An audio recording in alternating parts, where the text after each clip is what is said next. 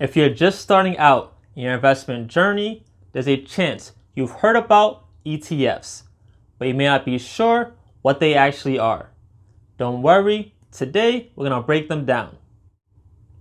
We'll talk about what is an ETF, some of the perks of ETFs, and then the different types of ETFs, and from there you can decide if they're for you or not. Let's get started. First off, what is an ETF?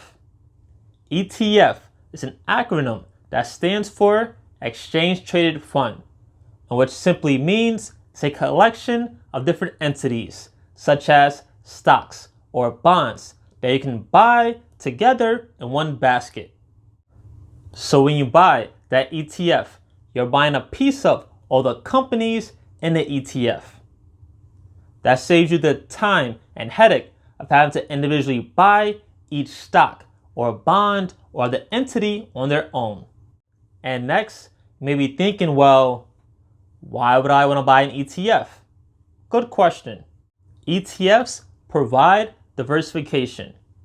If you just buy one or two or a few different stocks, your whole portfolio relies on those stocks doing well. And if you've been investing or just looking at stocks for a while, you can see that stocks individually can be very volatile. Companies like Peloton were doing amazing when the world was shut down. But look at their stock now. The same companies like Zoom or Alibaba or other big companies that were doing well for a while and then just fell off.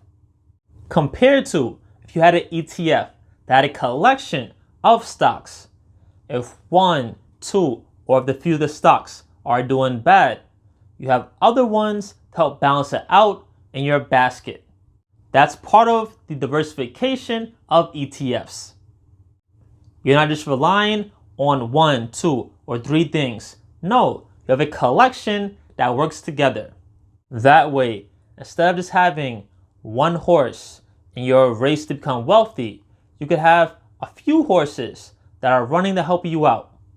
There are also different types of ETFs, like for stocks or for bonds.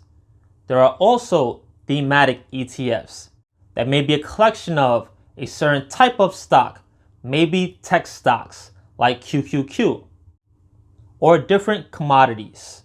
Other benefits of ETFs include they're simple. They take a lot of the thought process out for you. You have more options, which goes back to our diversification principle. And because of this diversification, it has lower risk for your investing. Most ETFs have something called an expense ratio, which is a fee that the company who owns the ETF takes to manage different stocks or bonds or entities in the ETF.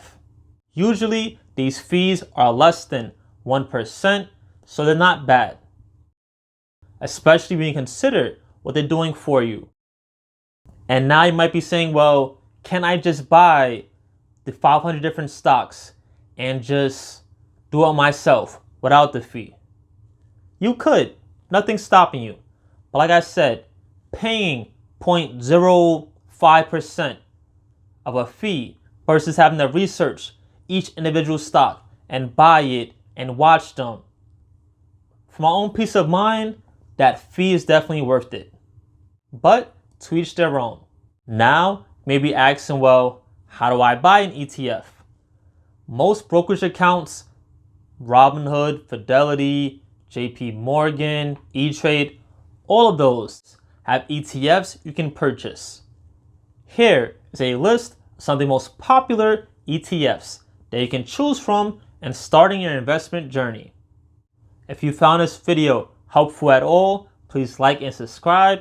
And if you have suggestions for future videos, please leave them below.